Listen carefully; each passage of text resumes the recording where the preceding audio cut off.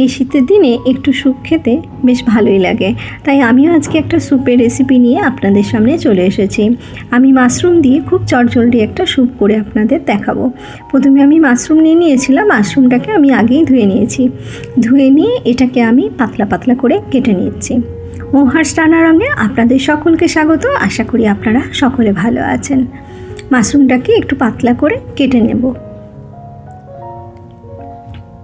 মাশরুমটা আগে ধুয়ে নিয়ে কাটলেই বেশি ভালো। মাশরুমের মধ্যে যদি বেশি জল রয়ে যায় তাহলে আবার রান্নার সময় প্রচুর জল বেরোবে। আর এখানে আমি নিয়ে নেব 6 কোয়া মতন রসুন। রসুনটাকেও আমি খুব পাতলা করে কেটে নেব। আর এর সাথে নিয়ে নেব একটা পেঁয়াজ। পেঁয়াজটাকেও আমি স্লাইস করে কেটে নেব। সব কিছু আমার কাটা হয়ে গেছে। এবার আমি রান্নাটা শুরু করে দেবো। প্রথমেই একটা কড়ার মধ্যে আমি নিয়েছিলাম বাটার। অল্প করে একটু বাটার দিয়েছি। বাটারটা একটু যখন গরম হয়ে যাবে তখন এর মধ্যে দিয়ে দেবো প্রথমে রসুন কুচি। রসুনটা দিয়ে একটু আমি ভাজা করব, তবে রসুনের রং যেন চেঞ্জ না হয়।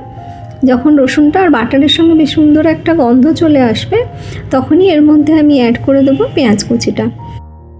পেঁয়াজটা দিয়েও আমি একটু নাড়াচাড়া করে নেব, তবে পেঁয়াজটাও কিন্তু লাল করব না।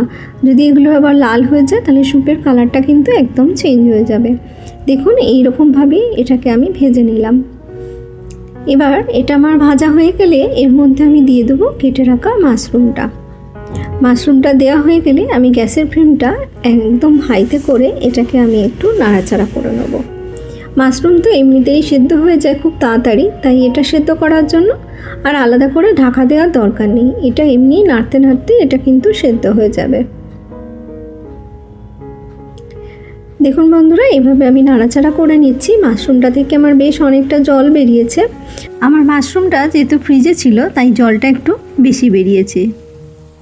আপনারা যদি বাজার থেকে ফ্রেশ মাশরুম কিনে নিয়ে এসে এই স্যুপটা বানান তাহলে কিন্তু এতটা জল বের হবে না। জলটা আমার অনেকটাই শুকিয়ে গেছে। এবার আমি এর মধ্যে দিয়ে দিলাম নুন। পরিমাণ মতো নুন এতে অ্যাড করে দিলাম। এবার এর মধ্যে দেব আমি কিছুটা পরিমাণে কাজু বাদাম। আমার কাছে ভাঙা কাজু ছিল তাই আমি এখানে ভাঙা কাজু দিলাম। আপনারা গোটা কাজু দিলে 5টা কি 6টার মতন কাজু বাদাম দিলেই হবে। কাজু বাদাম দিলে এই মাশরুমের স্যুপটা কিন্তু খেতে খুবই অপূর্ব হয়। এবার এটাকেও আমি ভালো করে একটু নাড়াচাড়া করে নিচ্ছি। গ্যাসের ফ্লেমটা আমি একটু মিডিয়ামে রেখে দিয়েছিলাম। দিয়ে এটাকে ভালো করে নাড়াচাড়া করে নেব। এইভাবে নাড়তে নাড়তেই মাশরুমটা আমার সেদ্ধ হয়ে যাবে। দেখুন জলটাও আমার শুকিয়ে গেছে, বেশ শুকনো হয়েছে, আর সবগুলো একটু ভাজাও হয়েছে, আর মাশরুমটাও আমার নরম হয়ে গেছে। এটাকে নামিয়ে নিয়ে আমি মিক্সিং জারের মধ্যে দিয়ে দিয়েছিলাম। দিয়ে এটা আমি পেস্ট করে নেব। পেস্ট করার সময় আমি অল্প করে একটু জল দিয়েছিলাম। পেস্টটাকে এবার আমি কড়ার মধ্যে দিয়ে দিয়েছি।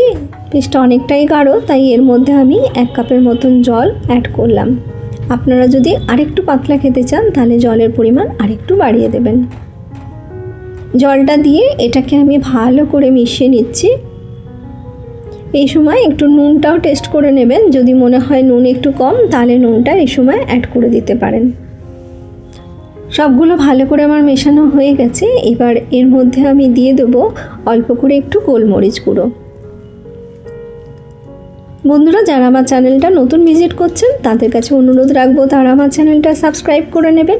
আর যারা পুরনো বন্ধু সবসময় আমার পাশে আছেন তাদের অনেক অনেক ভালোবাসা। গোলমরিচটা দিয়েও আমি ভালো করে মিশিয়ে নিলাম। আমার স্যুপ কিন্তু একদমই রেডি হয়ে গেছে। এটা নামানোর আগে প্রত্যেকে আমি দিয়ে দেবো দুধের যে মালাই হয়, সেটাকে আমি বাটির মধ্যে নিয়ে একটু ফেটিয়ে নিয়েছিলাম, সেটাই আমি এর মধ্যে অ্যাড করলাম। আপনাদের বাড়িতে যদি ফ্রেশ ক্রিম থাকে তাহলে অবশ্যই কিন্তু ক্রিম অ্যাড করবেন। আমার বাড়িতে আজকে ছিল না তাই আমি দুধের মালাইটাই এর মধ্যে দিলাম। দিয়ে এটাকে ভালো করে মিশিয়ে নিলাম। তবে দুধের মালাই দিলেও কিন্তু খেতে খুবই অপূর্ব হয়েছিল। এটা যদি আপনারা রাত্রে ডিনারে খেতে চান আর এর সঙ্গে যদি দুটো গার্লিক ব্রেড নিয়ে নেন তাহলে কিন্তু খুব ভালো লাগবে। আর এই শীতের দিনে ঠান্ডার মধ্যে এই গরম গরম স্যুপ খেতে কিন্তু অপূর্ব লাগে। আশা করি আমার এই রেসিপিটা আপনাদের ভালো লেগেছে। ভালো লাগলে অবশ্যই একটা লাইক করে কমেন্ট করে দেবেন।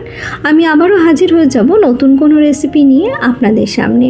এই স্যুপটা বাচ্চা থেকে বড় সকলেই কিন্তু খেতে খুবই পছন্দ করে। আপনারা অবশ্যই একবার বাড়িতে বানাবেন, আর কেমন হলো আমাকে কমেন্ট করে জানাবেন।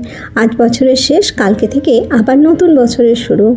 সকলের নতুন বছর খুব ভালো কাটুক এই কামনা করি। আপনারা সকলে ভালো থাকবেন আর সুস্থ থাকবেন।